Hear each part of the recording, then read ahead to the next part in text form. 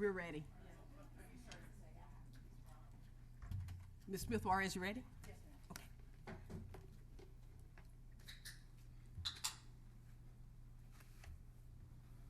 Okay. It's live. Good morning and welcome to the Duval County School Board Workshop, where on this day we are now going to interview one of our finalists, Dr. Diana Greene, current Superintendent of Manatee County. So Dr. Greene, what we're going to do is to first welcome. Thank you for being a finalist. Thank you for offering up your name to seek this superintendent here in Duval County Public Schools. We're going to start with our board members. We're going to start at 9:02 and end at 11:02. And we're just going to ask questions. Each board member will have an opportunity to ask questions, and at the end you'll have an opportunity to do a closing statement. Thank you. Who would like the first question? Ms. Couch? Thank you, Madam Chair. Good morning. Good morning.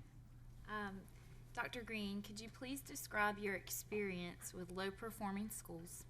What strategies did you use to improve reading, math, science, and graduation rates? Well, when I entered into the school district of Manatee County, that first year we had 19 D and F schools. That was I believe, the last year of FCAT. We immediately put in a system that we could check on our students at the end of each quarter. So we put in a benchmark assessment.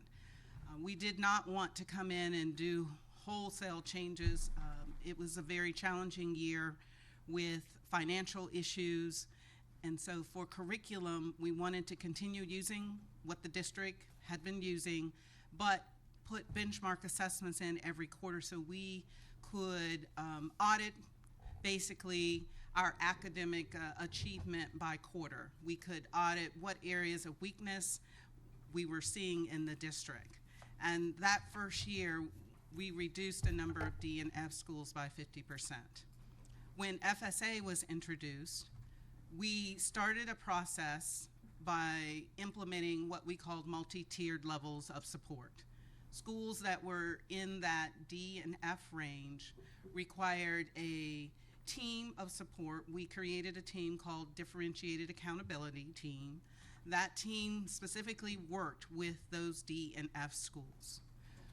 We continued our quarterly benchmark assessment, but the things that we saw were happening in those schools were related to also early childhood education. So we implemented Title I pre-K for those Title I schools, especially those that were low performing. We believed that we needed to burn the candle on both ends. We needed to go back and support our youngest students that could possibly be at risk, as well as provide a continuum of instructional services for our students once they entered into our system. So for reading, Manatee has a very large ELL population. So for reading, we implemented a program called Imagine Learning for our ELL students, as well as a program that you use here in Duval County, iReady. We were able to support those students with ensuring that every school that was in that category had a reading coach. We ensured that the Differentiated Accountability Team had a specialist in reading, a specialist in math, a specialist in science, someone to lead that team. We were very fortunate to hire Dr. Pam Craig, who was once a RED for the state. And so she led this team supporting those schools that were our lowest performing schools or were a grade of D or F. By implementing that process, we were able to be more forward-thinking, more proactive. We would see issues, and that person had a direct line to myself and the deputy superintendent. So if there was an issue such as attendance, we had a process in place to immediately address that issue for those schools. And that process was by hiring graduation enhancement techs. These individuals' whole job was to support those families that chronic absenteeism was a major roadblock for those students. To support schools that are 100% free and reduced lunch, you have to go beyond just academics. You've got to deal with the root cause issues that are preventing these students from being successful. And many times it's dealing with chronic absenteeism, dealing with dental care, medical care for these students to ensure that we are removing as many of the roadblocks as we can for them to be in school. If they're in school, they're going to learn. And when they're learning, their test scores indicate that that learning has occurred. For graduation rate, we took a very aggressive approach. We started meeting with our high school principals and looking at options for all students. One of the options that has definitely been controversial in the state of Florida is our ability to help students graduate who cannot pass the ELA FSA. And for many of our students, they have the GPA.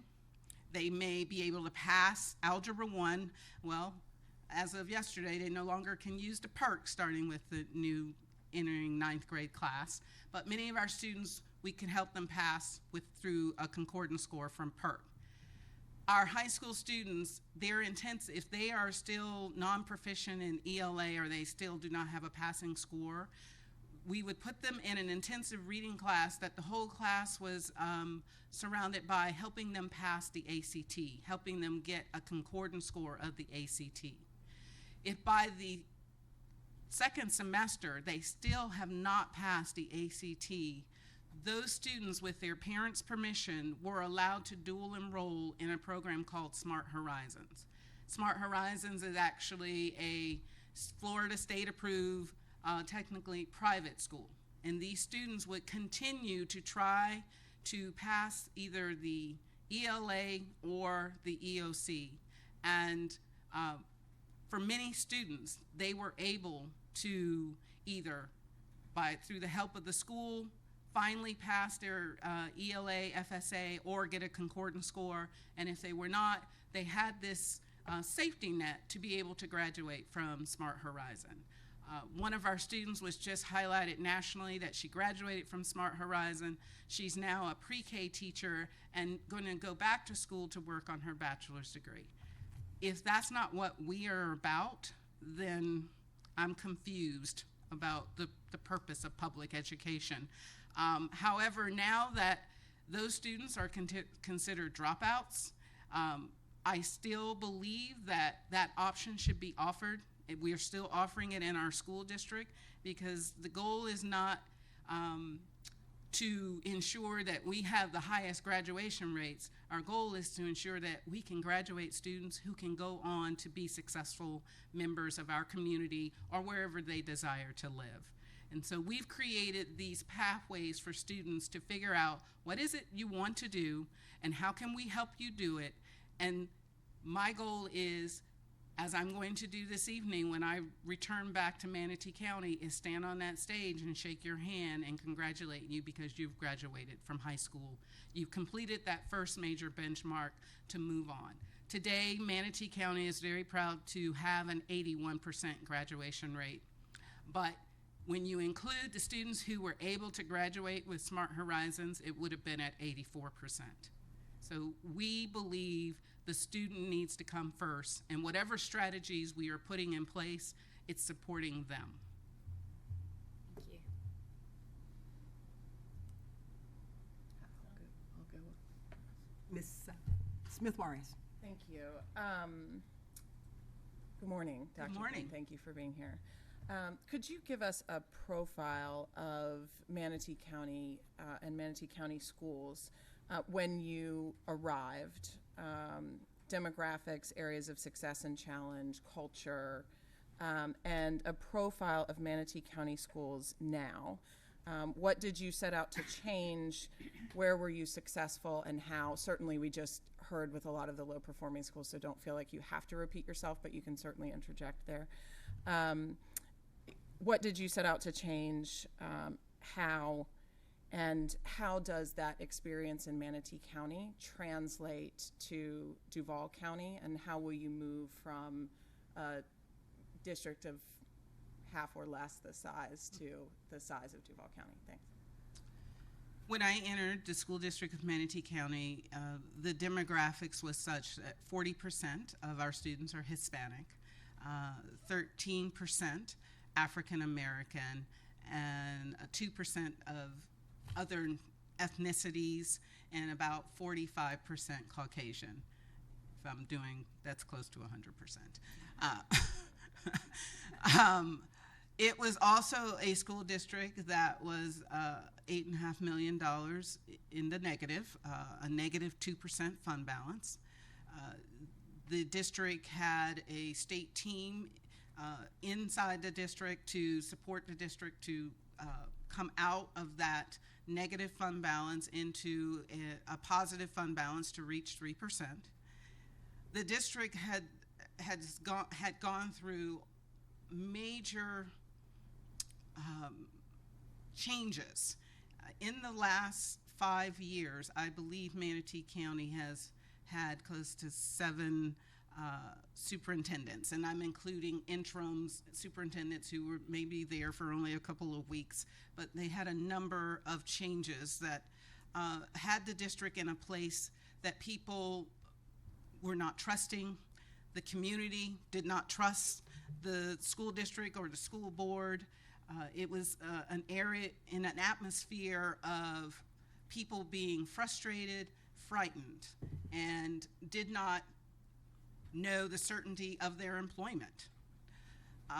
When I applied for Manatee, I applied as the superintendent. I did not receive the position, and I came in with another superintendent, Mr. Mills, and our goal was to get the district back on strong financial footing, but for me, at the same time, I wanted my educational community to feel like I was there supporting them. I was not just this outsider coming in to clean house and revamp and restart.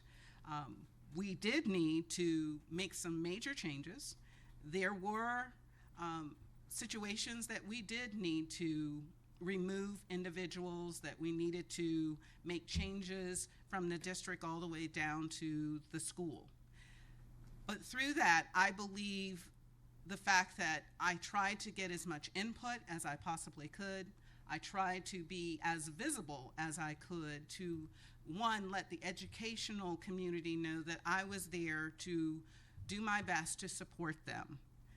Secondly, I came into a community that did not know me, did not trust anyone, whether it was a school board member or anyone from the district office. And I had to develop those relationships to regain their trust as someone who is here to ensure that the school district of Manatee County is going to move in the right direction.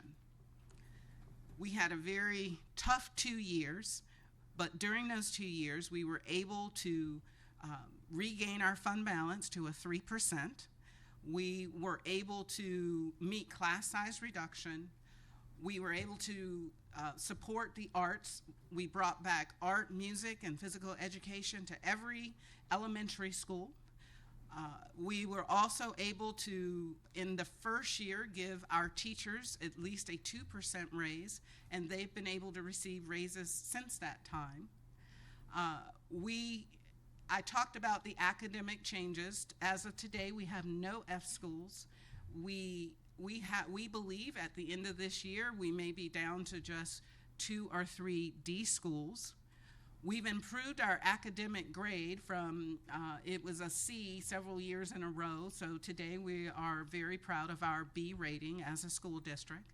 And as I stated about our graduation rate, I think at that time when we came in, it was about 75%, and now today is at 81%.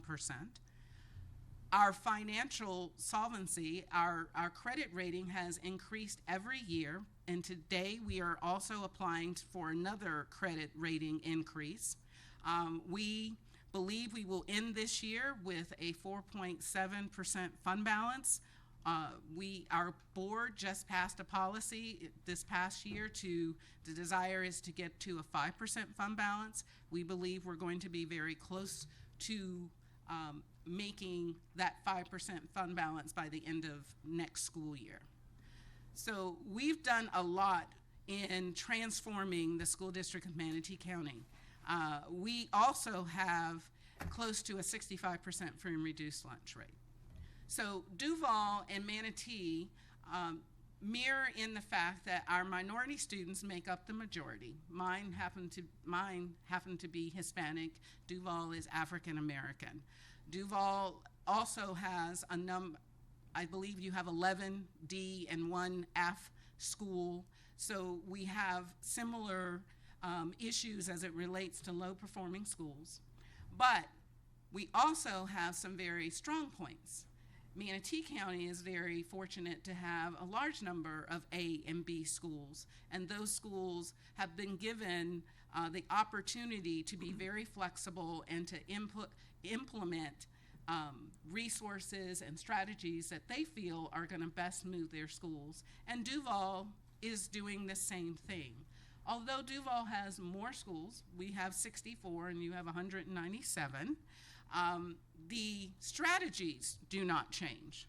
What is good teaching whether you're in a district of 49,000 students or in a district of 129,000 students. So what I would bring to Duval is the strategies that we use, one, to ensure that we are financially solvent. The state of Florida funds the districts pretty much through the FEFP. And the strategies that we use to build our fund balance would be the same strategies I would bring to Duval and work with the CFO. And I've met Michelle, and I'm very confident that Michelle has those strategies in her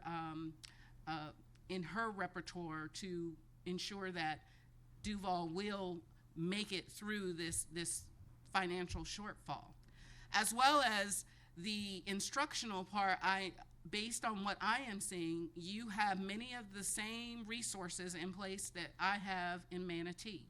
And those resources, if utilized appropriately, is going to move Duval students. So yes, I am coming from a district that is smaller than Duval, but the strategies are bold and they will transcend from Manatee to Duval County.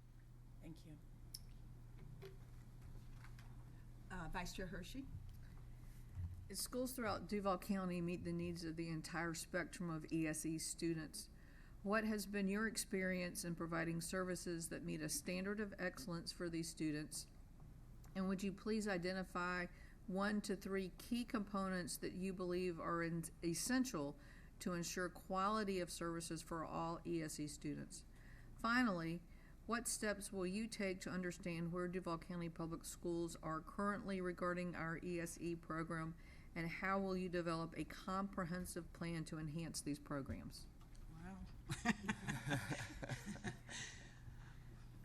Well, currently we have, I believe, a strong ESE program in Manatee, but ESE is definitely a challenging area. Students with disabilities have varied needs, and there is no such thing as one size fits all. When I entered into Manatee, we were number 2 in the state for the number of African American males enrolled in EBD classes. And that became a major priority for my team. We started with a awareness campaign to first bring it to the attention of our community. So we had an African American Male Summit where we invited experts in the field of educating African American males. We invited community members to get an understanding, what does this mean for the school district of Manatee County. In addition, we were placed under restrictions under CEIS that required us to spend 15% of our IDEA-B funds to remedy this issue, to provide a remedy for this issue. And I'm very proud to say we just received our letter recognizing that we have accomplished reducing the number of African American male students in ESE, that we are now going to be removed from that restriction. But that took creating a task force, a team, deciding not only are we going to attack that issue for African American males, we have to attack the whole issue of ESE and how we provide those services. The district currently is moving in the direction of more inclusion. We are taking baby steps because if that hasn't been your practice for a long time, it is not something you just enter into and just say, oh, we'll just start putting them in gen ed classes. It requires a great amount of professional development. It requires changing the framework of how you organize your district support. It requires looking at other issues such as mental health. And so for us, what we have done is we implemented a program called SABLE. It is our mental health school. It is a step for students before we look at using that multi-tiered level of support of entering into ESE. Students, if they are enrolled in SABLE, it is voluntary. The parent must agree. Those students not only receive support from us, we also contract with a psychiatrist that works with those students and their families to help them with issues that probably are outside of the school environment, but it's impacting the school environment. The minimum stay for students at SABLE is 45 days, but many times they are there for much longer. And what we are seeing is these students are gaining the strategies to be successful in a gen ed classroom or at their school, and many times they do not return to SABLE once they have met their goals and objectives. Many times they are able to be successful back at their base school. We also entered into an area of conflict. With change, sometimes people don't like change. And really, and parents became concerned about the changes of moving students more into inclusion, and we hit a roadblock. We had a group of parents come to a board meeting and express their concerns, and our board looked squarely at the person who was responsible, looked at me, and said, what are we going to do about this? And I basically said, we will fix this. From that point, we had 5 regional parent meetings with ESE parents, and we asked their input. What is it that you feel we are not doing, or what is it that you want to see done differently? From those meetings, we created the parent advisory board. So now we have an ESE parent advisory board. They meet with the director of ESE and her team to discuss things that they may be hearing that we do not hear. They give suggestions. Each year we have what we call the ESE Family Night. We provide an opportunity for them to see services that are available to them across our community. We also provide parent classes to talk about gifted education, the basics of ESE education, making sure they understand their parental rights for their child that is in ESE. And through having this advisory committee, and now each year we go out and have the ESE parent forums. We just completed those forums a couple of months ago. We are more in tune to what parents feel like should be happening for their ESE student. We also are very proactive with our students on the autistic spectrum disorder. On the autistic spectrum, we have provided specialized training for all of our teachers who teach students that are ASD.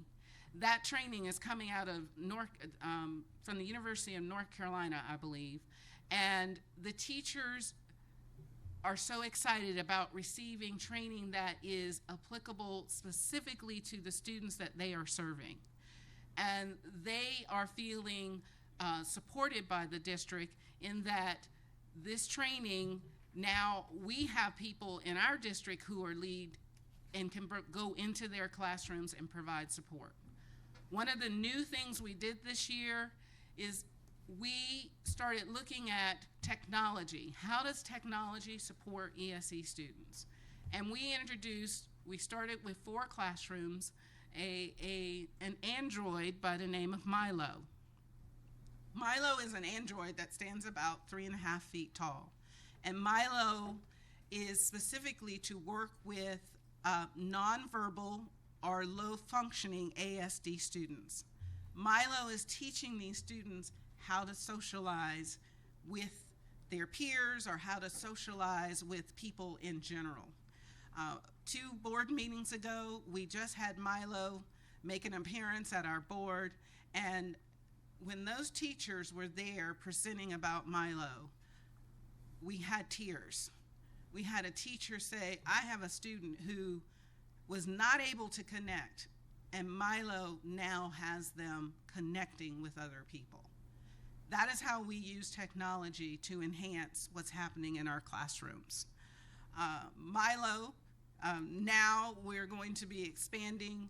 Milo is actually Caucasian, African American, Hispanic, and we've now pushed a company that we need a female version. Milo is great, but we need Maggie, somebody for our girls to have that connection, and to just go into the classroom and watch children who were struggling to communicate or who were struggling to socialize, not only with their peers but with their teachers, and to now see them engaged, excited.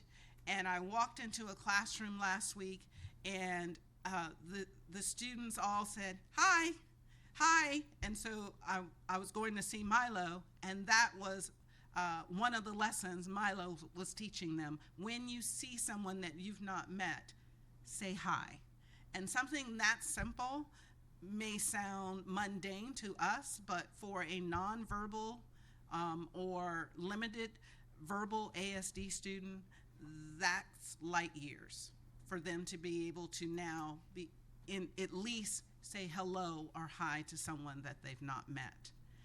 So it does require a commitment to either look at how you're organized at the district level for ESE services and determine, do I have the right pieces in place to make those changes? Number 2, the commitment of time to have those parent forums in each of your districts to find out from them, what do they feel is missing in our ESE programs? Number 2, what is the philosophy of this school district about inclusion? If the philosophy is that inclusion is something we embrace, then we need to nurture inclusion. It is more than just putting them in a gen ed class. It's providing that teacher training. It's providing that collaboration time between the ESE teacher and the gen ed teacher. It's ensuring that they have access to the resources. And for those classes that are not inclusion, not all of our students, is it the right thing for them to be in inclusion? Those self-contained classes, are we making sure they have the necessary resources and the support to ensure that their class can be equally successful as any other gen ed class in the district? So it really boils down to what's our philosophy, and if it is inclusion, making sure we put in the mechanism and framework to ensure that it can be successful. Professional development, starting with the basics of multi-tiered level of support for students. How do we move them through that level of support? Students that get to that level 3, which is the highest level, what are those resources that we are using to support those students? And then if it's determined that they need ESE services, How do we make sure that we have the people who are very competent in ESE law, understanding how to talk to those parents at an IEP meeting, and ensuring those parents know their rights and that those rights are being implemented through the process. And once you have all those parts and pieces in place, it is imperative that you have a team that is constantly reevaluating where we are and where we should be moving. Thank you. Thank you, Vice Chair Hershey. Board Member Grimes. Oh, go ahead. No, go Mr. Jones. No, go ahead. Mr. Jones. Good morning, Dr. Greene. Good morning. I was very impressed with the way you built community consensus around the half-cent sales tax. Oh, I'm sorry. Go ahead. No, I'm kidding. And the meal increase. I thought that was very impressive, given the fact that school districts throughout the state are struggling financially because of the legislature wanting to finance charter schools and private schools. So would you explain to us how you would work with the community here to build that trust? I know you mentioned 2 years. It was a 2-year process. But how do you build that trust here in Jacksonville to perhaps move us in that direction? Well, it does start first making sure that we have our house in order. It took 2 years, one, for the school district of Manatee County to ensure that we were financially solvent and stable, and that the purpose of moving for those two referendums wasn't trying to fix a problem that the community did not create. So that would be step one, making sure that the finances of Duval is in a place that it is solid, and that the argument that we will go out and make to the community has nothing to do with our financial solvency. So that was number one, at least for Manatee. Secondly, being visible. I went out and I met with our county commissioner, our county administrator, and the half cent was actually a penny tax. Half of it was going to the school district, the other half was going to the county. And creating that partnership that we needed to do this together. And so having meetings with groups of individuals that may not have been in my path for the school district was very important. And the county having meetings with individuals that may not have entered into their path was also crucial. So developing those partnerships, for the half cent, we went out and developed partnerships with our nonprofits, our Rotary clubs, Kiwanis clubs, developing with our Builders Association, realtors. We also had conversations with the major developers in our community. How was this half-cent sales tax going to impact them? Part of Manatee, which is not the same issue here in Duval, is we had an impact fee that we had to deal with, and making sure that we were collecting as much of the impact fees that the school district should receive. So we had some different makeup situations that I would say may not be the same for Duval. So going through that process with those community members and ensuring that we had a plan. We made sure that we presented our plan to the community. We stated, if I stated it once, I stated 1,000 times, we were going to have 3 new schools within the first 5 years. And today we have 3 new schools that will open up August 2019. So the commitment, and then actually following through with that commitment, was what set the foundation for moving forward with the 1 mill. And that trust was starting to come back from the community to the school district. the 1 mil was definitely a much more challenging referendum than the half-cent sales tax because it was a renewal. So again, going back out to those same groups, and many times those groups would tell me, well, we're not really sure we can support this. And I was very fortunate that my board got behind this effort and that particular board members started going out having those conversations along with me educating our community. So I would again go back and meet with Rotary clubs, the Kiwanis. I engage nonprofits a lot more this time around, and I personalized it. This was about, for us in Manatee, our goal was to raise our teachers' salaries so that we could be competitive with our surrounding districts. And I educated our community that if we don't do this, we will continue to lose our teachers to Pinellas County and Sarasota County. And we just, again, personalized it. We said they live here, but they don't work here. And to put the face with that issue, I believe was one of the major reasons why our community got behind us. And at the hour that we needed our community the most, our Chamber of Commerce wrote a letter of support. Our Lakewood Ranch Business Alliance wrote a letter of support. United Way wrote a letter of support. Other organizations came forward, wrote letters of support. And we believe that is what put us over the edge because we had open opposition. We had the Republican Executive Committee opposing this 1 mil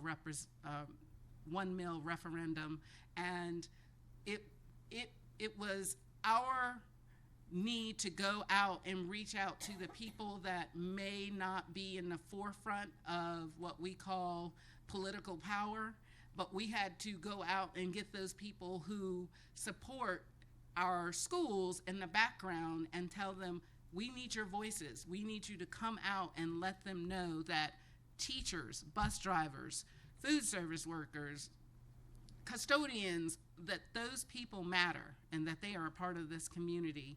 And your voice by voting yes for that for the 1 mil was going to be the key, and that was the role of our board members.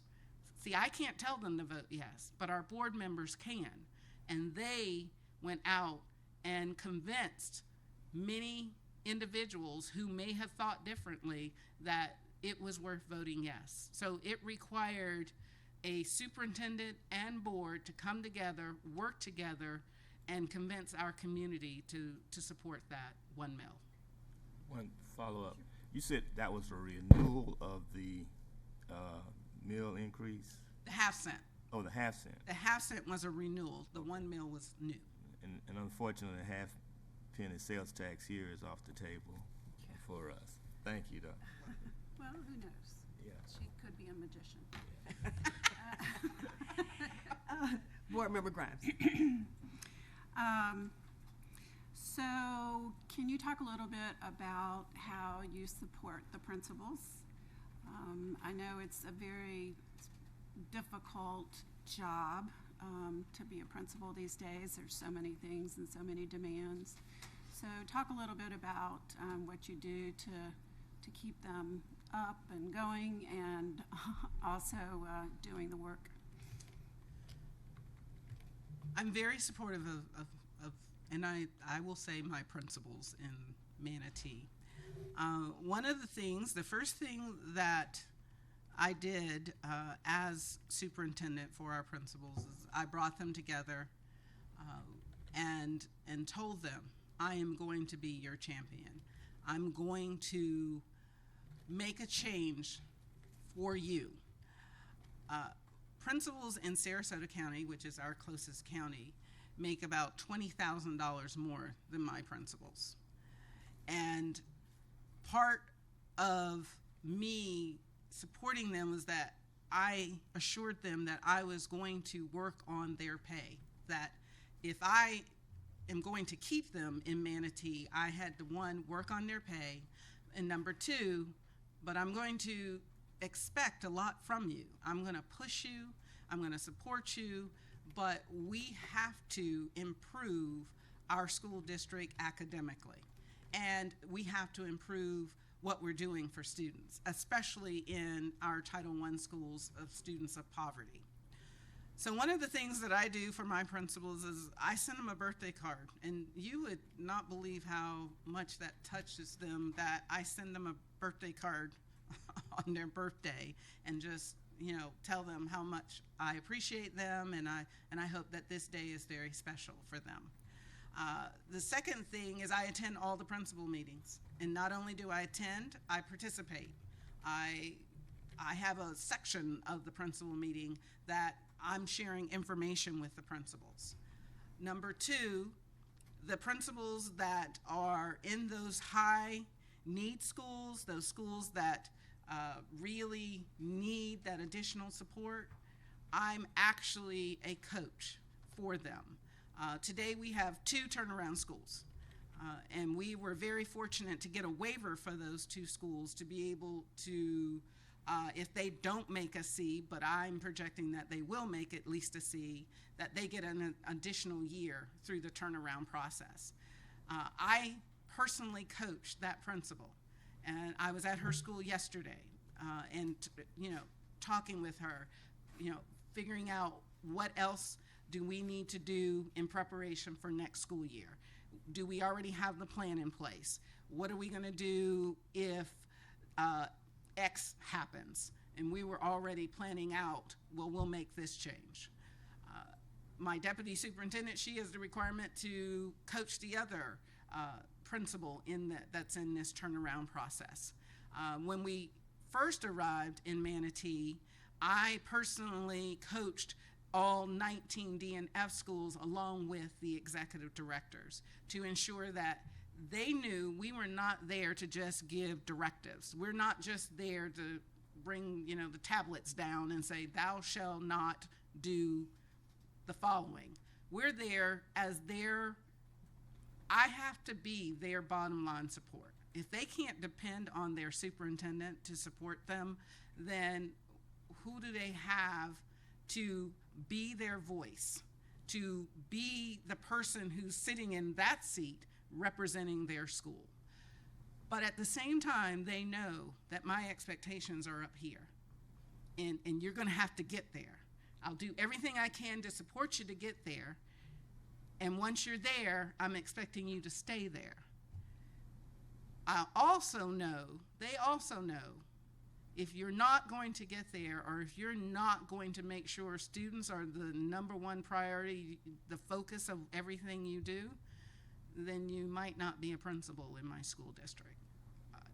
Maybe we need to fall back a level to an assistant principal and then work your way back. Principals understand that they are the leader of their school and the leader of their school community, and that they have to also have those same high expectations for their teachers and also provide the support and resources that their teachers need to be successful.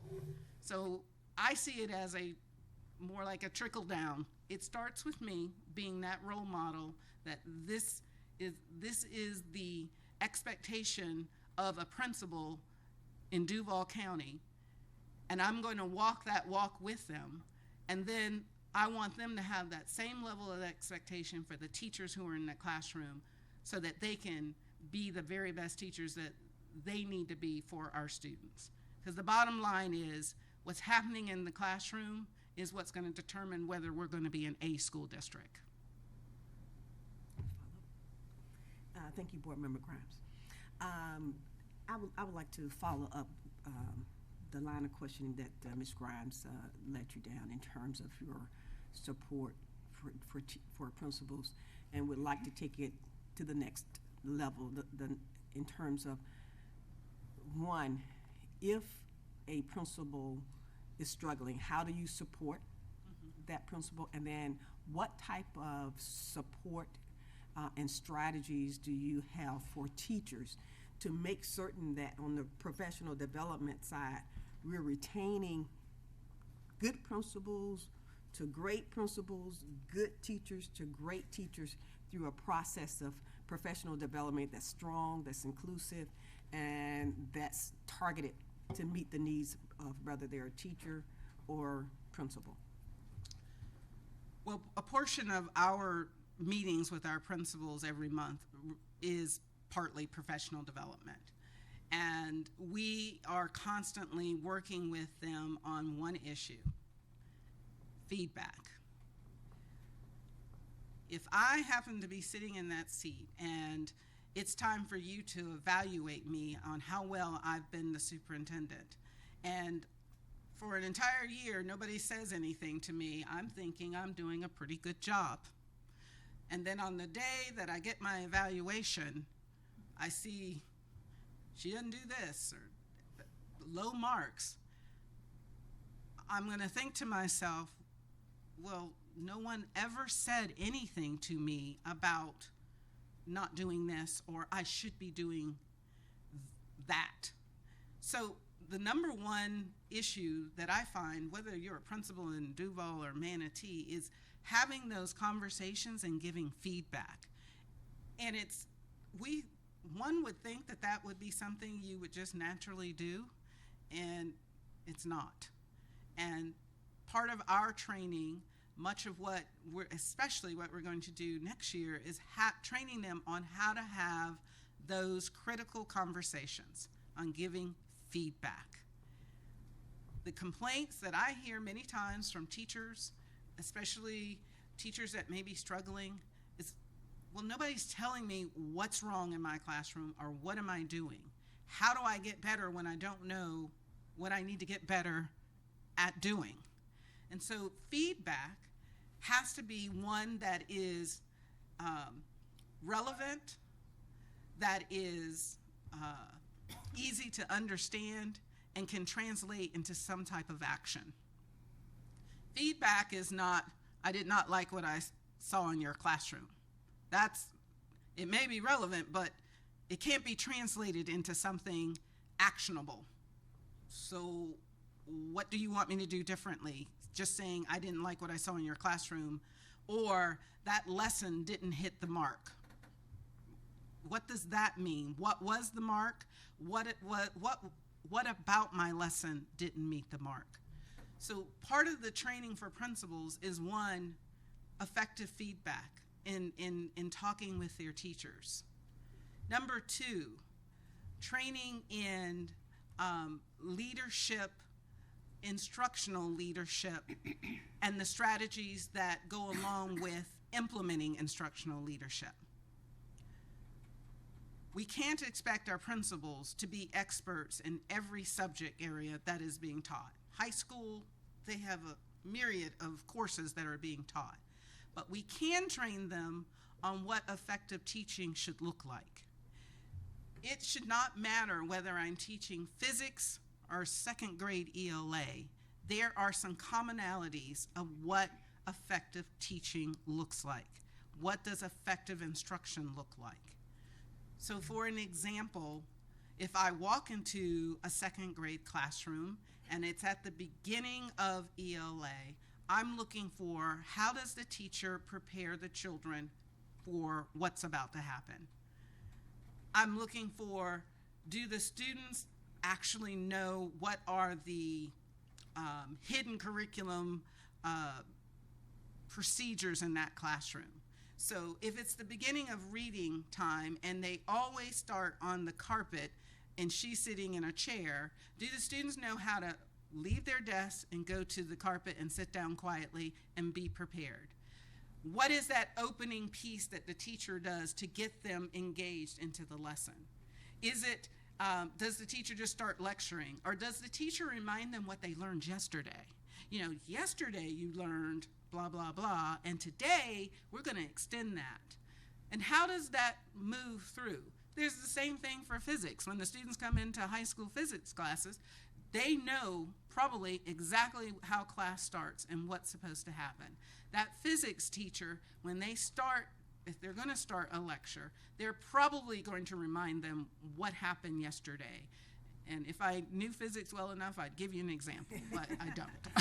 So they would start from something that happened yesterday.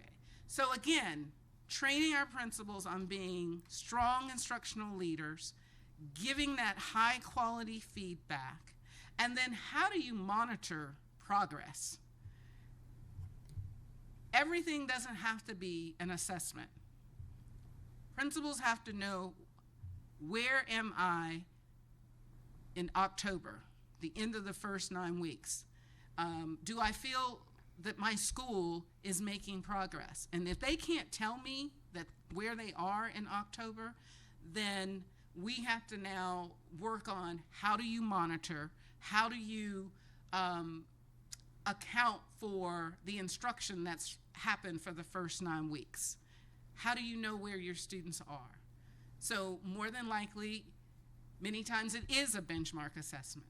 So if that assessment tells you that the majority of your students did not understand cause and effect, and you know that cause and effect was taught sometime during that time period, what is your plan to support your teachers in ensuring that they go back?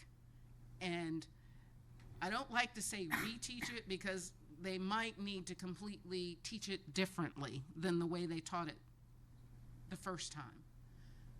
So the 3 things that I think are most important that we would provide professional development is being strong instructional leaders, giving that critical feedback, and how to monitor.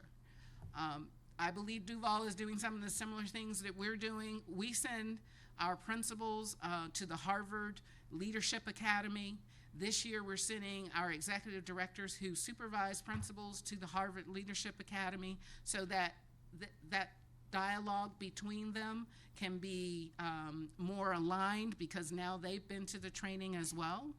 In Duval, that professional development for principals needs to make sure it's happening also at the district.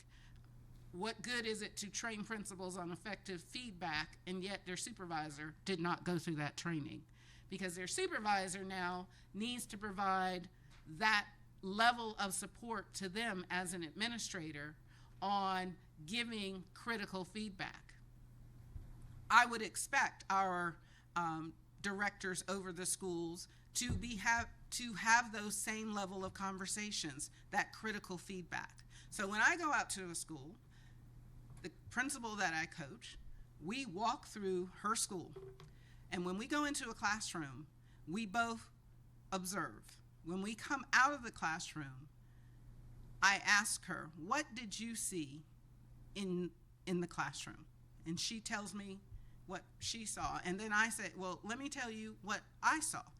I saw a lesson where the teacher did not go back and review what happened yesterday.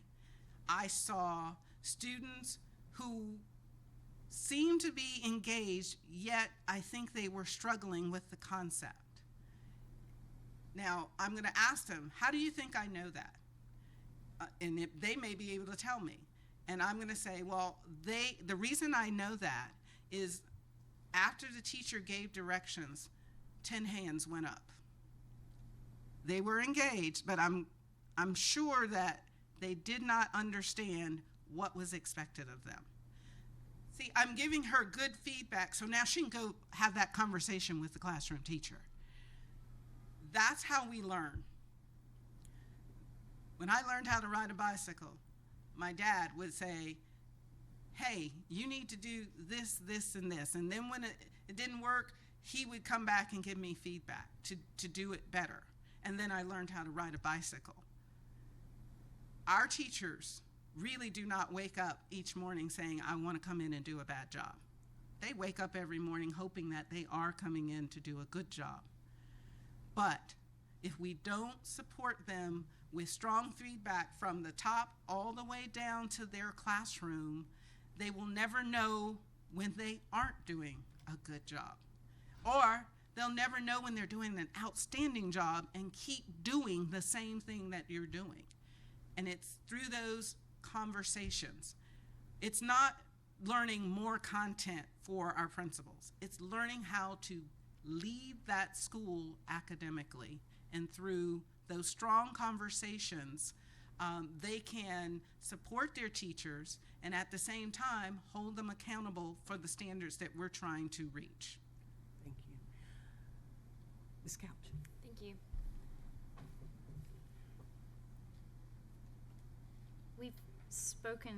We've had several questions on how do you improve low-performing schools. I'm going to ask you the flip side of that question, and that is, how do you address the needs of higher-performing students and middle-of-the-road students? Well, you address the needs of higher-performing students, middle-of-the-road students, and low-performing by creating multiple paths. Initial instruction, that is what's happening in the classroom, must be at least at grade level. So the middle of the road students, they are going to get that rigorous instruction that is on grade level. There has to be time in the day where teachers can support both ends of the spectrum. So the initial instruction or the core instruction needs to be on grade level so that, first of all, your middle of the road and your high performing students, they're being taught the standards and it's aligning to the level of rigor.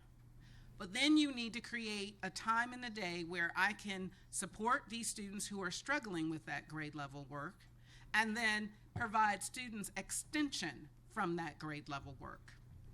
And so when I work with my schools, I talk about this 3-phase approach to teaching, that every day students should have access to 2 of 3. Grade level instruction, if you're above, extension of that grade level, and if you're below, support to get to grade level. And so it does require schools to develop a framework that will support every spectrum of a student.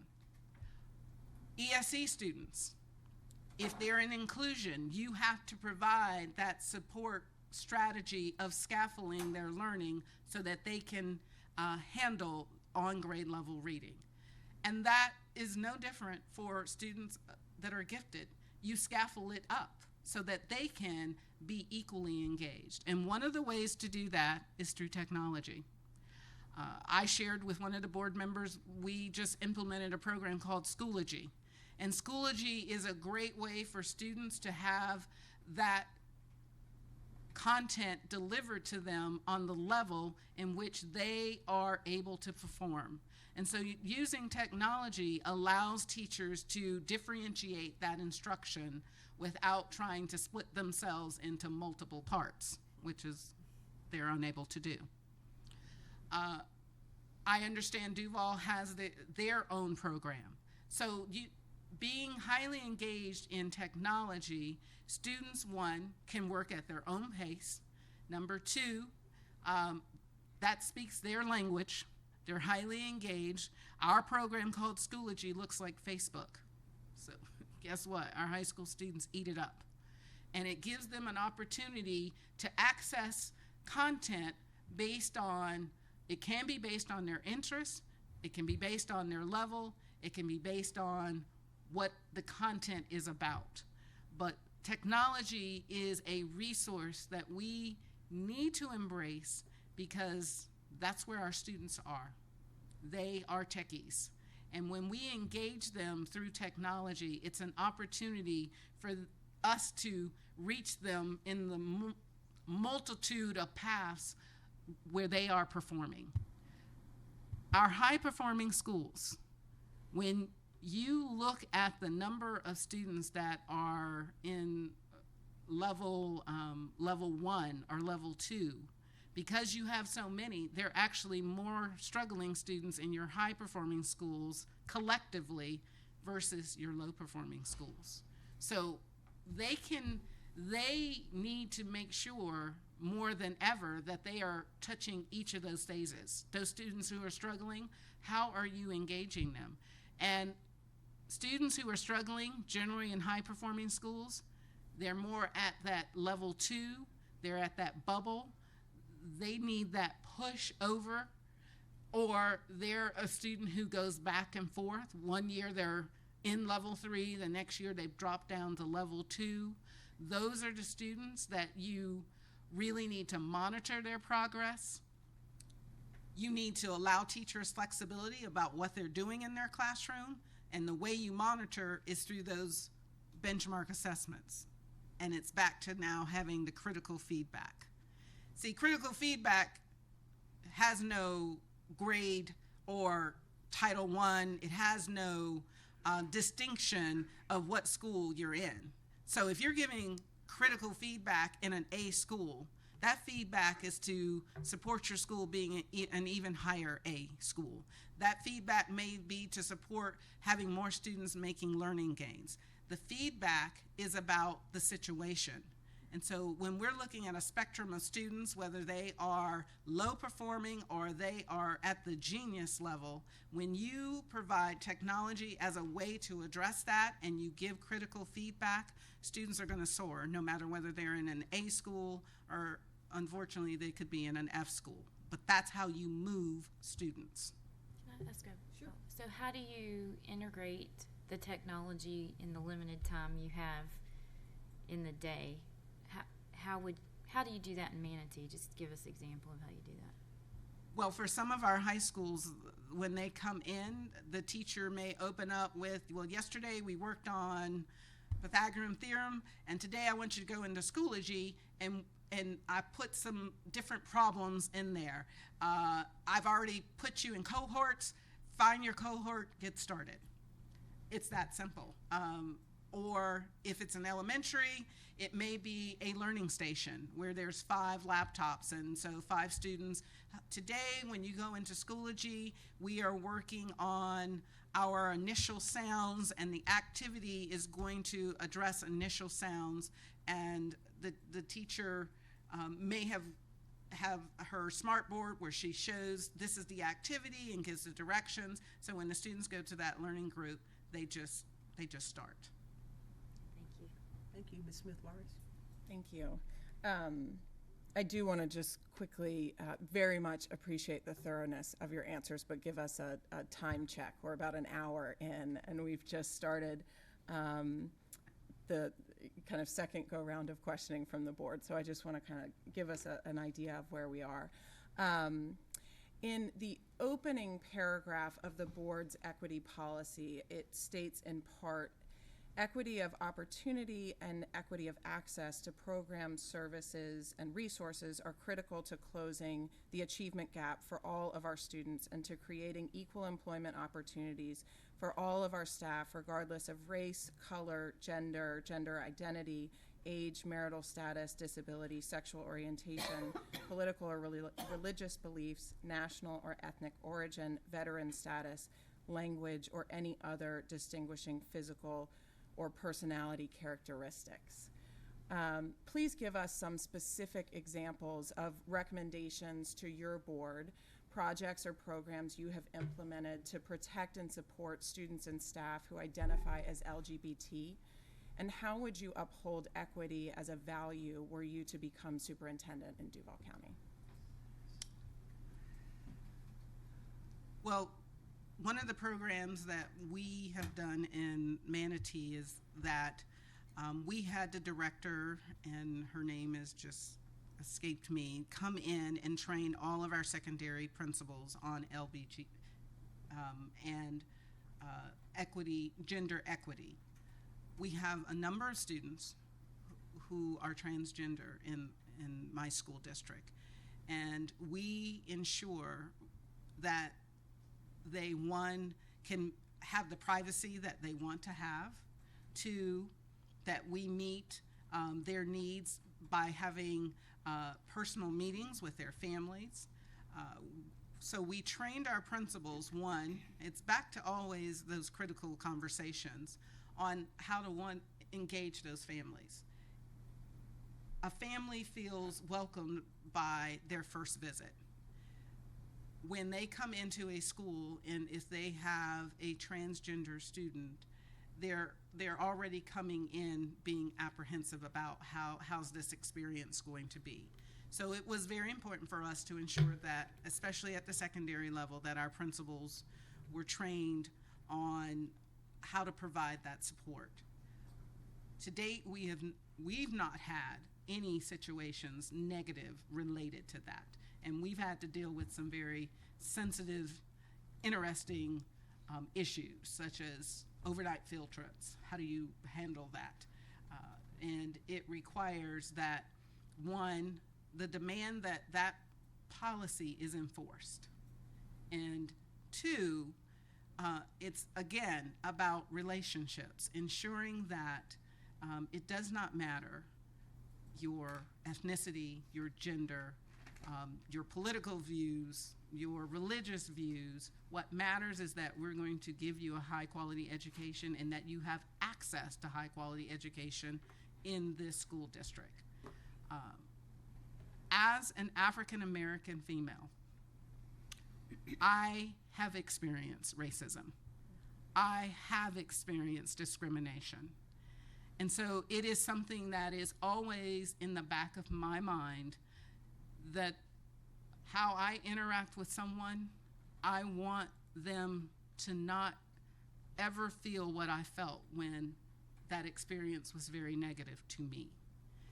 And so I walk the walk and I talk the talk. I live that model for our school district.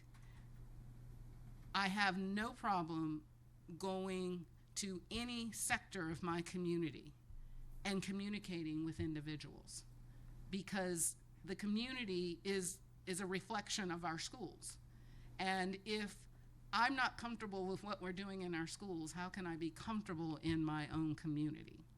And so that one project, I think, opened the minds of many of our administrators, our teachers, that our students just feel, I'm a Lakewood Ranch, I'm a rancher, that's Lakewood Ranch High School, or I'm at Bayshore High, I'm a Bruin.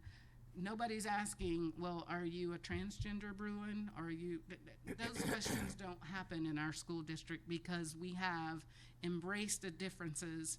And whether this is politically correct to say or not, I think part of it is the board embraced an African American female superintendent. And they don't call me an African American superintendent, they just call me superintendent. I just happen to be African American and I just happen to be female. And so when a board embraces that, that's setting the tone. It's setting the tone for a school district that we accept everyone. We're going to ensure that they are treated fairly, they're not discriminated against, and we are going to provide equal access for all students. I will put a caveat. Equal access does not mean success. It needs to go a step further. Equal access means I open the door. The key is what happens once I walk through the door. Once I'm inside the door, how am I treated? Am I given the same opportunities? Am I provided support where maybe I have a gap? And here's a perfect example. We moved to a position that if you score a certain score on a level 4 or 5 on an EOC, we make you take an AP class. And so for my African American students, if I'm telling you, I'm gonna make you take this class, what am I now doing? I just can't just say, take the class. Am I providing that support for them? They may need that support because that's not been an opportunity that they've always had access to. And so now that we're providing equal access and we're opening the door, are we also providing some support for them? And so this upcoming year, through our 1 mil, the high schools will have access to several thousand of dollars to provide support for students that we're trying to accelerate, that may not have had that opportunity in the past. and we need to make sure, hey, are you providing tutoring? What are you doing to support them now that they have access? Thank you. Thank you, Ms. Vice Chair Hershey. Great ideas and educational trends do not always align with strategic plans of the school district. And while sometimes dollars may be attached to that, they may come with some strings attached. How will you work with organizations in our community to build relationships which are truly collaborative partnerships? We participate in an initiative in Manatee called Grade Level Reading Initiative. It is a community initiative. The United Way actually is the lead agency. We're a member of what we call the Big Four, but United Way is the lead agency. We use our local foundation. We work with the Patterson Foundation, our Early Learning Coalition, and many other nonprofit organizations and business individuals. And many times they want to contribute. They want to give money, and they want to do something. And that something may not necessarily, it's a wonderful idea, but it doesn't necessarily meet into what we're trying to accomplish. So we have a liaison that they're a grade level reading liaison, and part of their job is to connect these people with money to what is our strategic plan and what is the vision of the school district. And we work to try to figure out how can we collaborate and meet somewhere in the middle, because we don't want to offend them by saying, well, that's a great idea, but it's just not going to work here. But we also want to bring them along on the journey with the school district.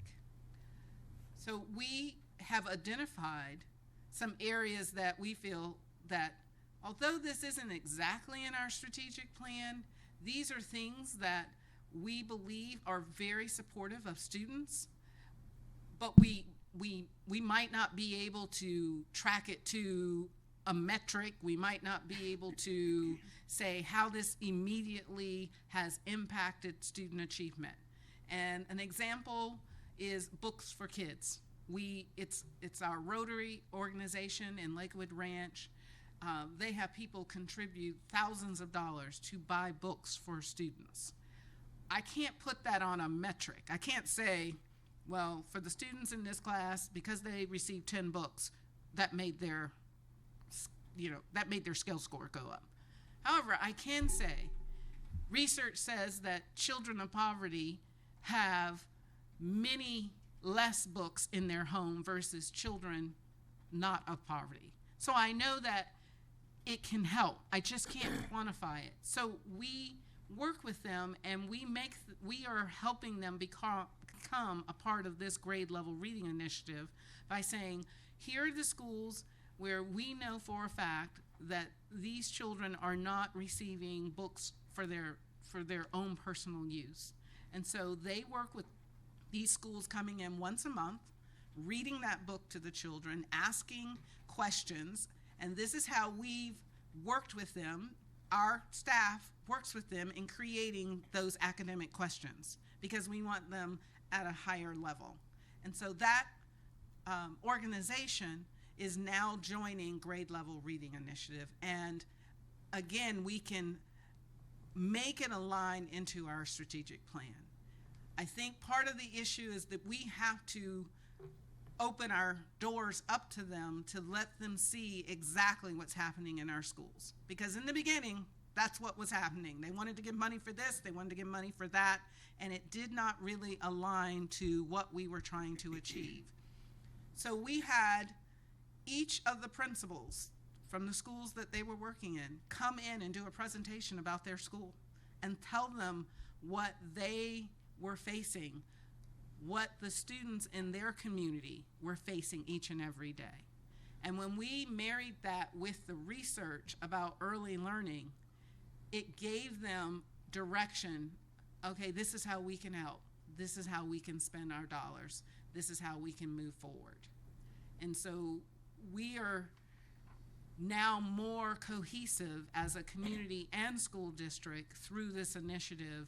And I, 2 weeks ago, just presented to our local community foundation to a number of possible investors on a program, and by telling them our story, they were ready to open up and write a check. And it aligned to what we are trying to do as a school district.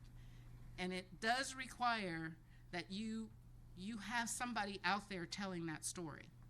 And our liaison, that little small department, is connecting these community organizations, these individuals who want to give money to our schools to ensure that we're pretty much in alignment of meeting the goals of the school district, as well as improving the quality of life in our community. Thank you. Real quick. Yes, ma'am. And this you can just answer yes or no, unless it takes a little bit more. But you referred to a local community foundation. Is that tied, is that kind of out of or related to the school district, or is it separate from? It is separate. We have our public ed foundation, Manatee Public Ed Foundation as well. We have the Manatee Community Foundation, which is for the community, and we ourselves are connected to the Manatee Public Ed Foundation, Okay, which is an entity that is also highly supportive of our grade level reading initiative. Okay. Thank you. Board Member Jones. Thank you. We have, and I'm sure you do too, a number of homeless students.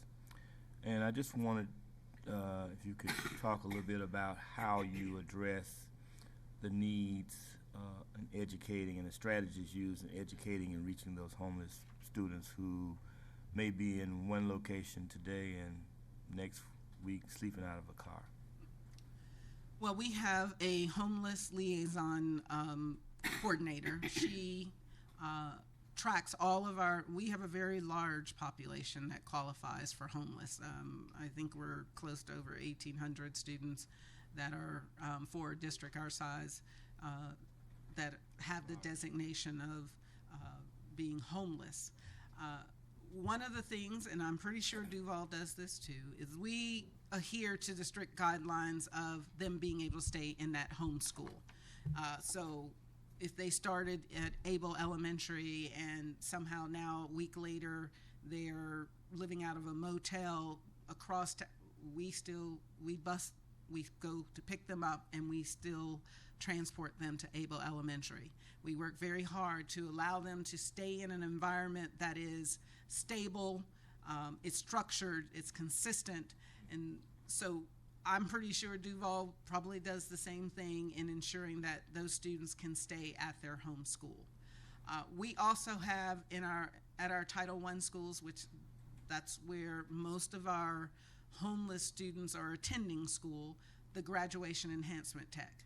That person's whole job, again, is working on chronic absenteeism, supporting those families, trying to ensure that they work with their task force at their school, which includes the guidance counselor, our school social workers, to figure out and analyze what are the issues to that family that's preventing the children from coming to school.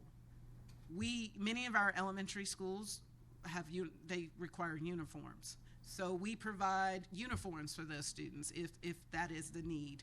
So that GAT may go to the homeless coordinator and say, this family, they can't afford the uniforms. How do we help them get the uniforms?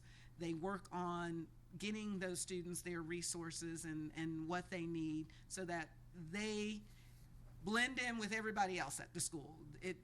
It's our goal is that those students, you can't point them out in our schools. So our graduation enhancement techs work with our school level social workers, our homeless liaison to ensure that, one, we try to provide stability for those students by making sure that they know they don't have to leave their base school, even if their living situation changes. Two, what are the resources that they need to be successful? Our community is so giving. Our Kiwanis Club holds Christmas in August every year, and it's for our homeless students. And through that event, they provide students with backpacks full of all the academic resources they need. They also provide a backpack of soap, shampoo, all those hygiene essentials that they need. The students and their families go through, they get free haircuts, they make the student feel very special, ready to start that first day of school, as if they are no different than any of the other students. We have our churches that provide what they call ready for day one with shoes. They bring in shoes of all different sizes to support those students, to ensure that on that first day, if it's a school that requires uniforms, they have their new uniform, they have new shoes. So we work, I hate to keep talking about community, but we've decided we can't do this all by ourselves. And our community, we go out and fully take full advantage of the support that they want to give us. Thank you. Thank you, Mrs. Scraps. So, over the past years, we've had sort of superintendents coming in and going out,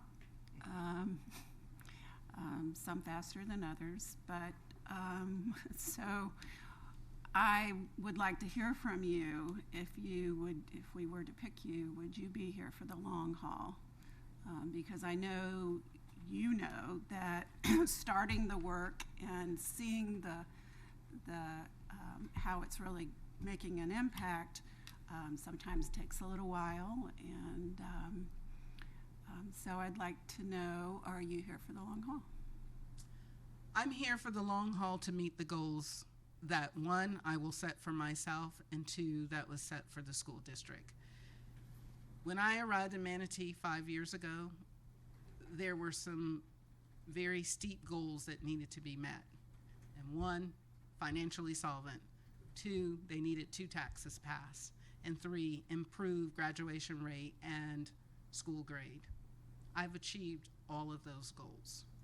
And it's only with that that I have a sense of peace that I would even apply for this job. If I'm your superintendent for Duval, I'm going to be here for the long haul to meet the goals and objectives for the school district of Duval County. Thank you. Dr. Greene, we've talked a lot about academics and students and teachers.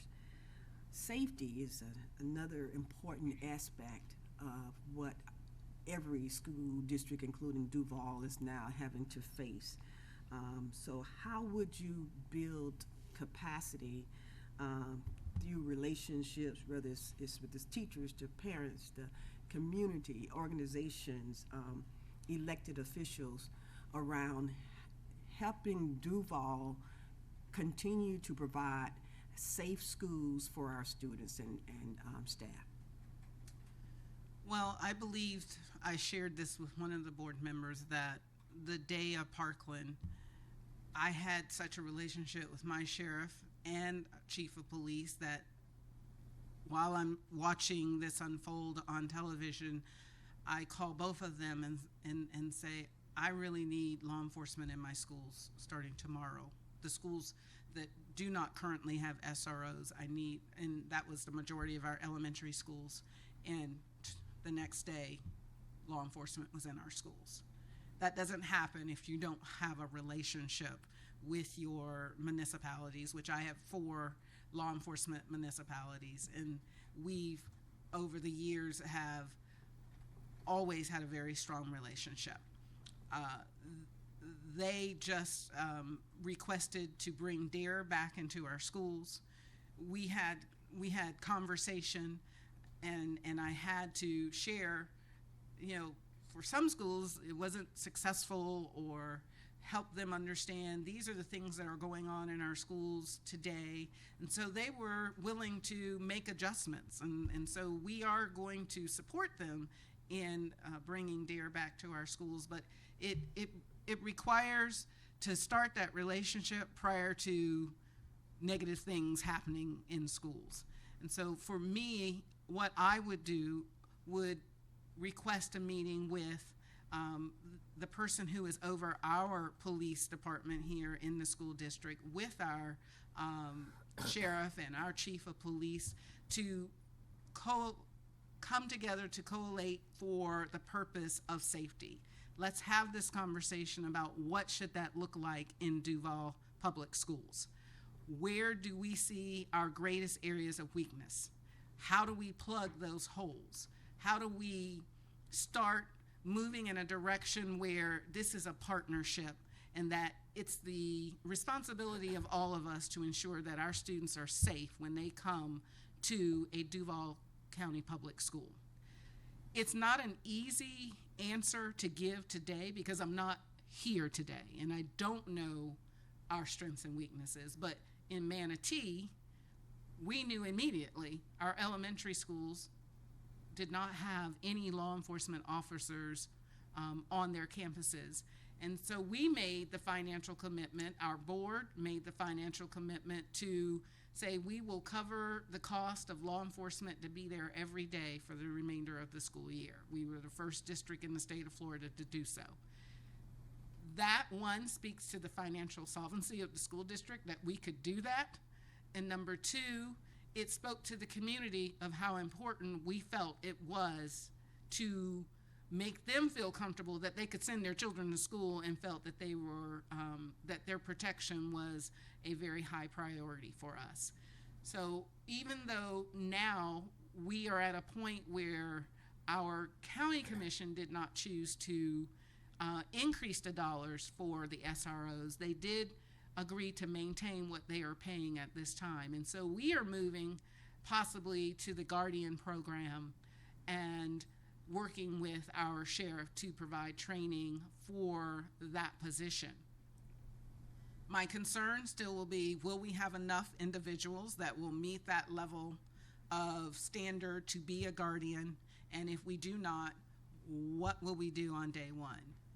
My answer will be, I will go back to my sheriff and my chief of police and say, I need law enforcement in my schools. We will pay what we're currently paying to ensure that. The second phase is working on determining the hardening of schools.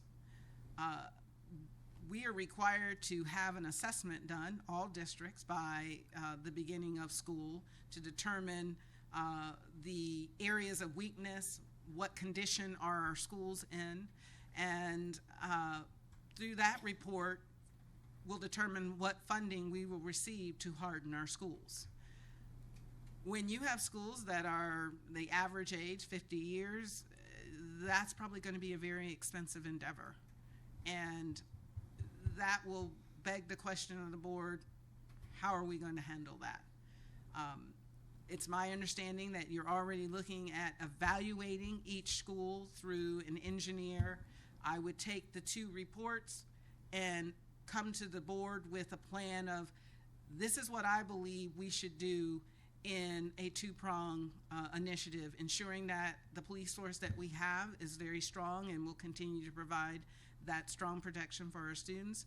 And number two, these are the schools that need to be number one priority as it relates to hardening and closing those gaps of weakness as it relates to the facility itself to ensure that students are safe. When I interviewed with your high school students, one of the high schools indicated their school is so large that the person who's there, there's no way they could possibly get from one end of the school to the other. That's an issue that we would have a conversation, well, is it better to add another officer there to ensure that both ends of the campus can be covered, or how do we deal with that situation? And that student, when they shared that concern, if a student is feeling that they're uncomfortable, how do we need to address that? And it really is, I feel I'm not giving you an adequate answer because I'm not sitting here and I'm not seeing exactly what's happening. Thank you. Ms. Couch. Ms. Wright, could I just ask a quick follow-up to that? Yes, ma'am. Thank you. The guardians who you mentioned, are those the plan for next year? Are those existing school staff, or will those be independent new positions? Those will be new positions. Okay. So they will become our employees, but they're not our employees. But they don't have currently. other duties at the school? No, no, Thank ma'am. you. Thank you. Ms. Couch. Thank you, Madam Chair. So on the same line of safety, please describe how you address student discipline in your schools with including student voice in that. This actually is one of the questions the students kind of asked. So that's, so how do you describe student discipline in school safety? How do you address student discipline and school safety while including student voice, and kind of that balance between ensuring that student discipline is taking place, but we're not disproportionately affecting certain subgroups of students through lack of training and that type of thing? Well, Ms. Couch, I'm going to address it truthfully. We're not doing it very well, because if we were, we wouldn't have this individual groups of students where we're disproportionately represented in student discipline, and it is not only a state problem, it's a national problem. In Manatee, we address student discipline based on our code of conduct. We have worked hard over the years to truly make that a living document, and that our administrators follow that document. If they are following that document, they should be equitable in the giving of consequences based on a progressive discipline model. However, we understand that many times discipline is about perception. It's about what is okay sometimes in one environment, but not okay in another environment. And you can't train perception. You can't train that. But what you can do is ensure that you have an accountability system within your discipline model that allows that voice to come for an appeal. I will give you a perfect example. We had a student that was suspended from school based on a comment that the student stated. The administrative team perceived that that comment was a threat against the school, and thereby implemented the Code of Student Conduct. The parent sent an appeal, wanting to appeal that decision. We have someone in our district whose whole job is to do nothing but look at appeals, deal with bullying, and go investigate those situations. Based on that investigation, we overturned the school's decision because the perception, I understand how that could have been a perception, and it probably was heightened because of Parkland and what we have just been through. However, if you read the Code of Conduct, it did not rise to the level of suspension. And so the decision was overturned, and the record was changed, and that student moved forward. And that is what has to be very strong, in that students do need a voice. But I want our schools to err on the side of prevention of anything negative happening on their campus. I would not be able to live with myself if I erred on the side that opened the door for something negative to happen at a school. But once, having said that, once that consequence has been administered, it should always be reviewed. A parent and a student should always have the right to say, I disagree, I do not believe that this consequence fits whatever's written on this referral, or whatever the situation is, and have an opportunity to have that reviewed and overturned. You also have to be more proactive by working with students. Student voice should come before there's a negative activity. We need to listen to their voices now. During my interview on Saturday, it was quite clear that Duval Public Schools has done a phenomenal job with the 19 students that were sitting there. And they had no problem sharing their voice with me. They had no problem telling me what they felt was positive about their school and what was negative about their school. However, out of those 19 students, not a single one said, we think discipline is administered unfairly. Not a single one said, we think our administrators look to catch, they're out to catch us. They talked about wanting to be more proactive. They talked about administrators listening to them about what they think are major concerns on their campus.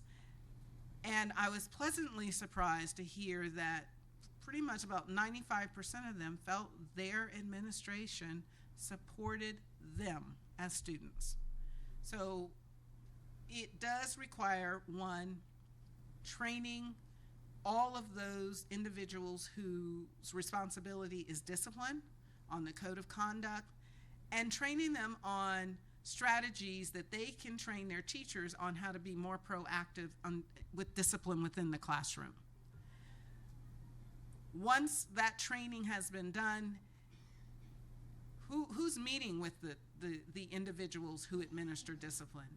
Who goes over that data every quarter to talk about, hey, X school is doing something and they're bringing their referrals down? The second thing I would recommend is use students. We have a group in Manatee called Healthy Teens.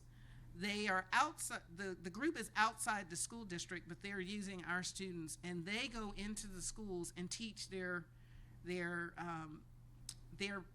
peers about healthy living for preventing teen pregnancy.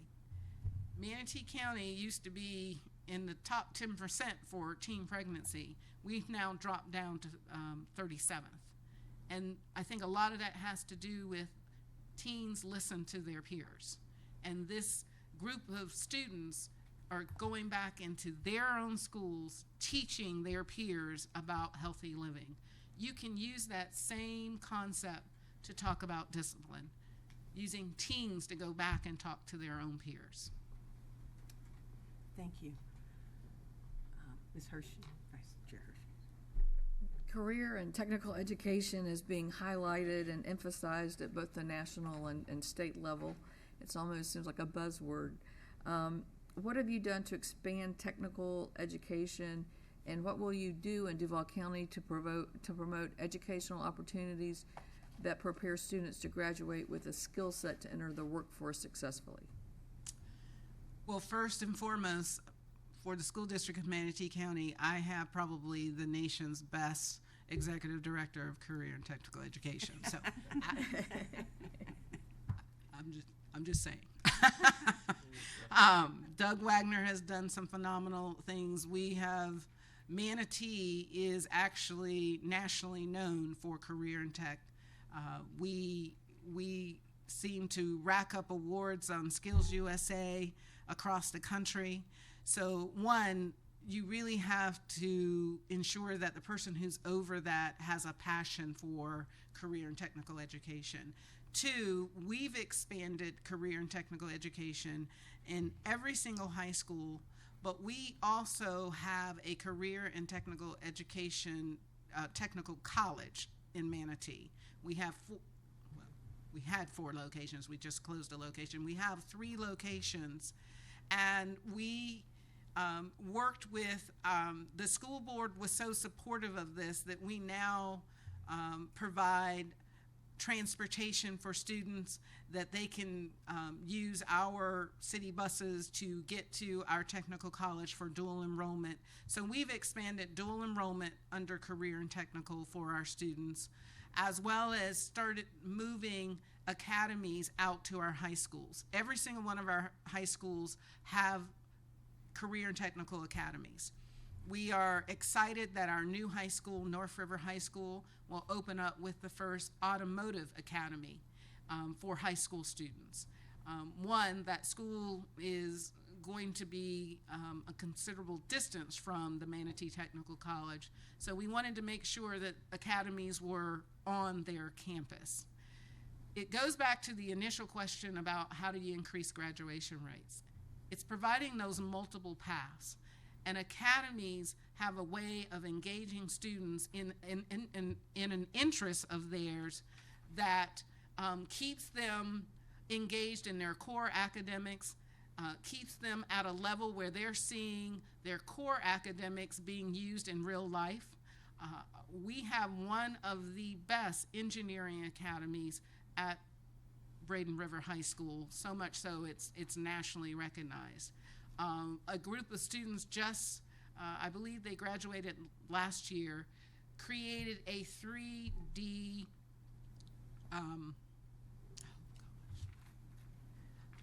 it was a 3D, the word just left me, for amputees, prosthetic, there you go, prosthetic leg. The first of its kind using a 3D printer.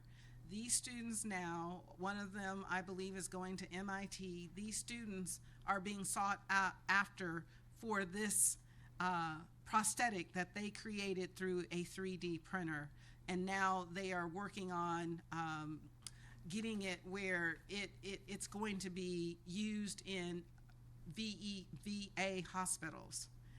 You can tell 2 hours is starting to come because my mouth is I'm starting to mix my words there.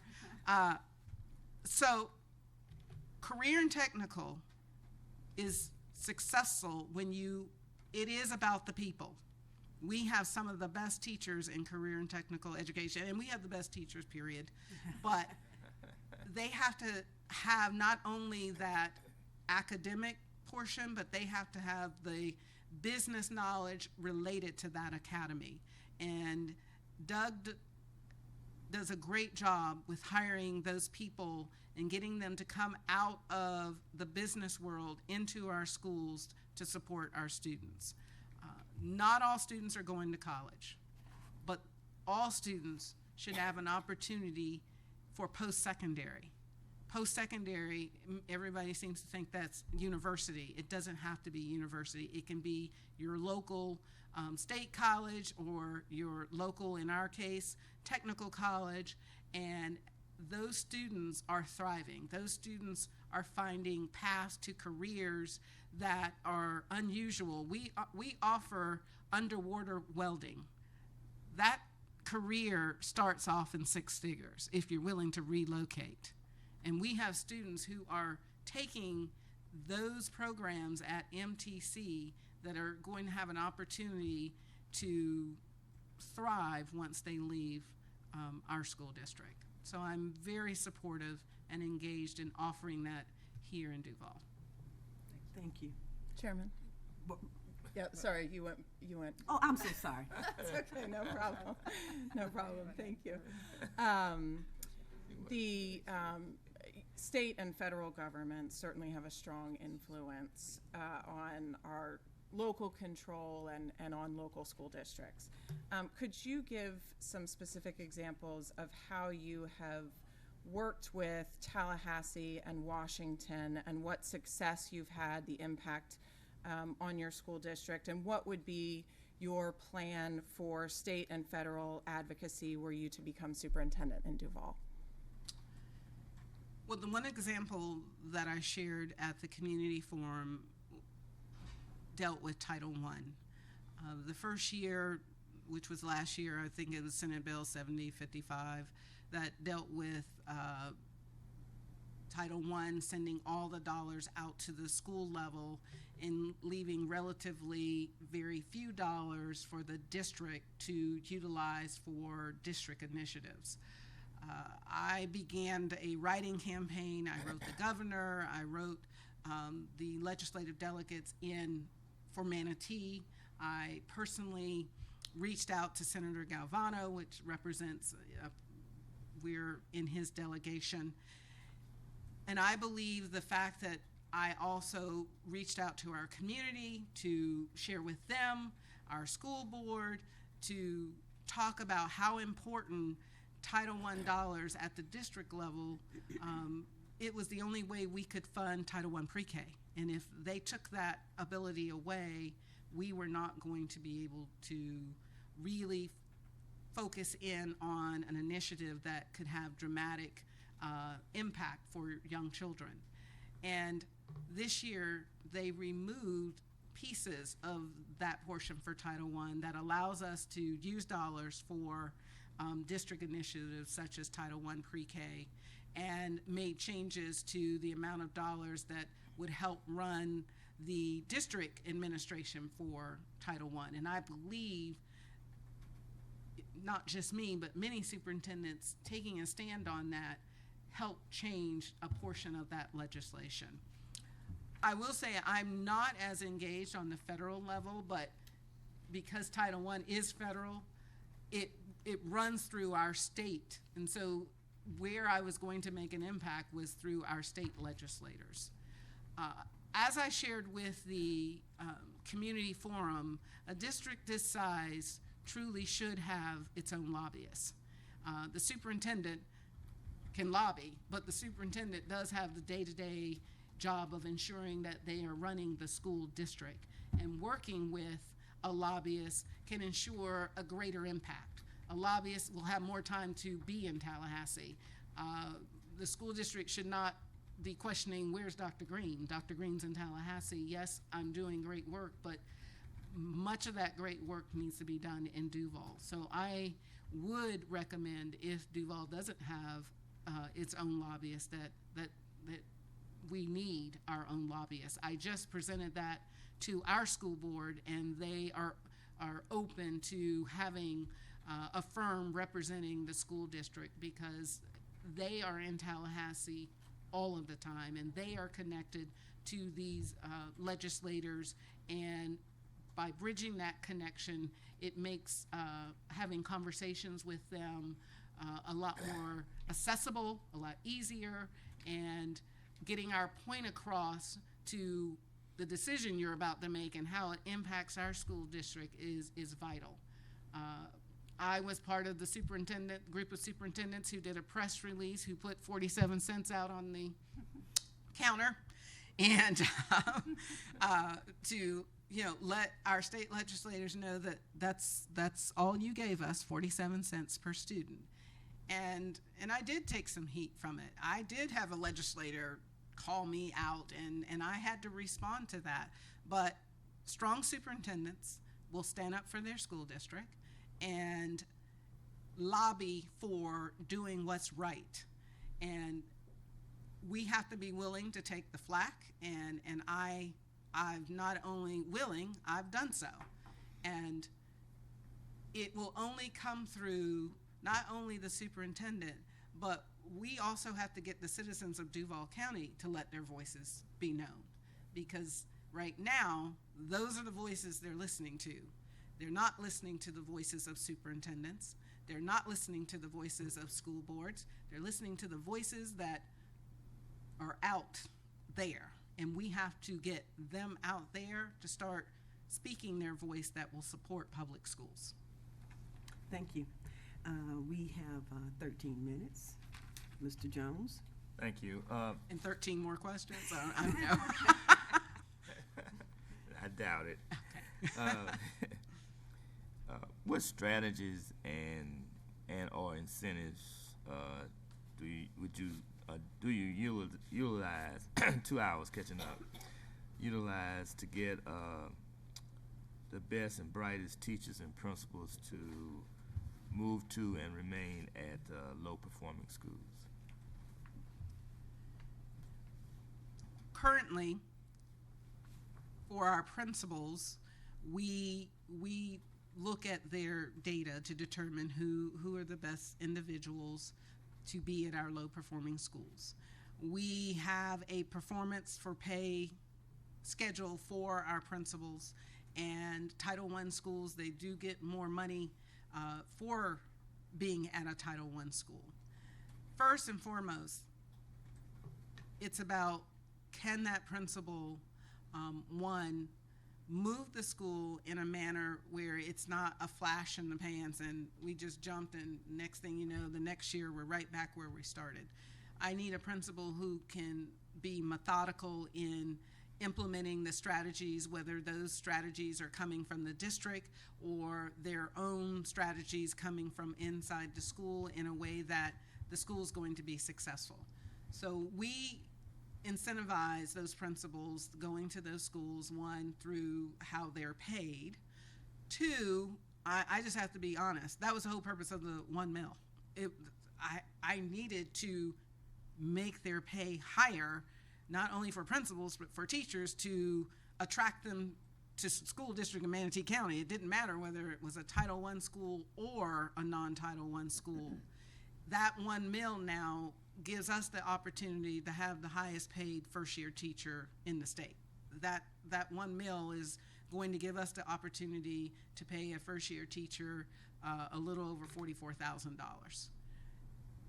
In addition, coming to our Title I schools that are low performing, we have SIG grants for all of those schools. And inside that SIG grant, they have the opportunity to earn another $7,000 through professional development, agreeing to stay at the school. At the end of this year, they will have a 2-day training, and when they sign off that I agree to come back, they're going to get $1,000. So within our Title I schools, we have our SIG grants in which we wrote dollars to incentivize to retain those teachers at those schools, as well as for the principal and administrative team, I believe it's somewhere between $4,000 and $5,000 they will receive extra if they stay at that school. Thank you. Thank you. Mrs. Green. I'll leave time for you, I promise. Students are dealing with social media that encourages I'm not going to use the word, peers and outsiders from the clique groups instead of building civility and tolerance towards making a better community and a better quality of life for all. How will you encourage a community vision statement that includes community empathy, community service, and community involvement through the schools to help reduce the bully mentality and gang mindset? Ooh. Well, currently in Manatee, I have a Twitter account, and I started a campaign for I am beautiful, I am strong, and it was for girls. I wanted our high school girls to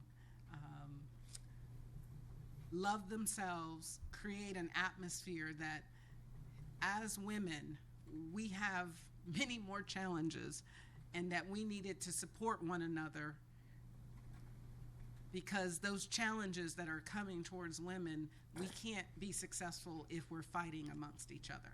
So the campaign with the girls started with me tweeting out and them joining in. I went out and talked to our high school girls at a couple different schools to get their perspective.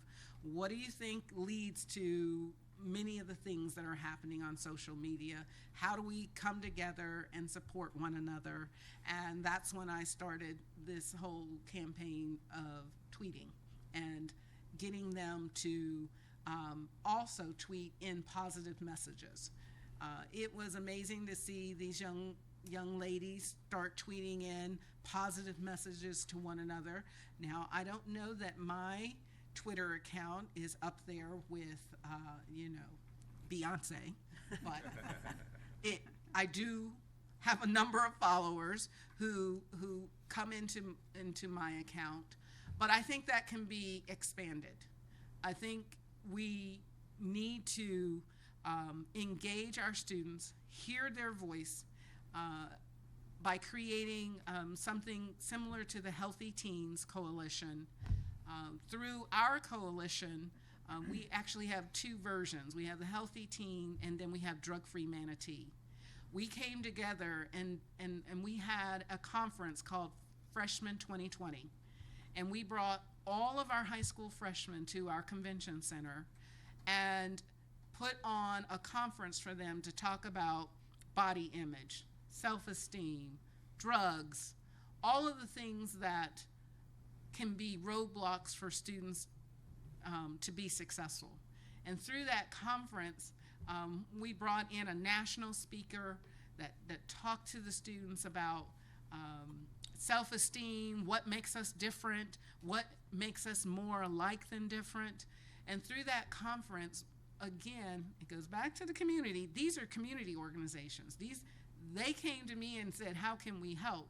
And we put this conference on by bringing, over 3,000 students together, and they were able to meet students that they wouldn't meet otherwise. We were able to talk to them about social media. What are the right things to do on social media? And in the end, every student got an opportunity to take a picture with me or their friends in their cap and gowns. Now, these are freshmen, and wanting them to have this picture somewhere in their notebook, wherever, to say, this is your goal, to be in that cap and gown 4 years from now. And the way you do it is you love yourself, you treat others with respect, and you work hard. And you're going to be in that picture will be you 4 years from now. Those kinds of messages have to continue. We have to continue to stand up and share the message that we are Duval, we are one school district, we are one body of students, and this one body, just like that mural, comes in many different colors, shapes, sizes, ethnicities, religions, languages, but when we come together as one, we're all going to make it to the graduation stage and make it to that next level of being a community. And through those efforts, it isn't just the superintendent. It requires the superintendent to sound the alarm, but it also requires our district level folks, our school-based folks to embrace that. We can't have bullying from the boardroom to the classroom and think our students won't mimic that same behavior. So if we have civility from the boardroom to the classroom, we can at least start being role models for our students to demonstrate that same type of behavior, whether they're online or in class. Thank you. Dr. Greene, is there anything in your past history or your work history that would cause an issue or concern in Duval County Public School District if your candidacy were to proceed? I do not know of anything in my past. I believe I've shared with a couple board members that my older son was diagnosed with leukemia when he was much younger. And through that situation, financially it became very difficult for us in 2007. So it is one, we had a house that ended up going in foreclosure. And it's been publicized, and I have no problem telling people about that, but that has nothing to do with me being able to effectively be the superintendent.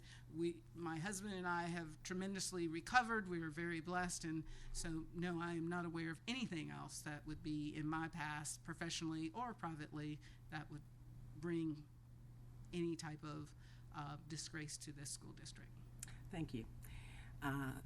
You have 2 minutes for closing. Basically, for 2 hours I've talked a lot about what I've done in the school district of Manatee County. I am your only candidate that is a current sitting superintendent and a current sitting superintendent in the state of Florida. The learning curve for me will be very short because Duval, Manatee, Pasco, we're all experiencing the same things in our districts. For Duval, it's just going to be more than what you experience in a smaller school district. But I believe that I am the right person for your school district. Well, technically, I think I'm the right person for any school district, but because I'm pretty good at my job. I'm very good at what I do as a superintendent, and it's because I believe in people, and I treat people with respect, and I work really hard at being a good superintendent. And so whether Duval decides to choose me or I stay in Manatee, I'm very happy to know that I'm a superintendent, and I will work for the children in the state of Florida to ensure that my goal is to be an A school district, whether that's Manatee or Duval, and to have no DNF schools. That's been my mantra ever since I've been superintendent in Manatee, and it will continue to be my mantra no matter where I am until I've done those two things. And then lastly, ensure that any district that I'm in is financially solvent.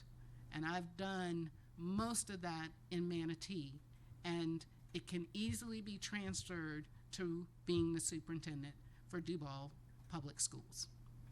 Thank you so much for the opportunity to interview today. Thank you. We conclude at 11:02. Motion to adjourn? I'm sorry. Yes. Maybe I jumped on that. That's the motion to adjourn was moved by Board Member Smith Juarez and seconded by Board Member Couch. All in favor? Aye. Any opposition? Seeing none, meeting adjourned.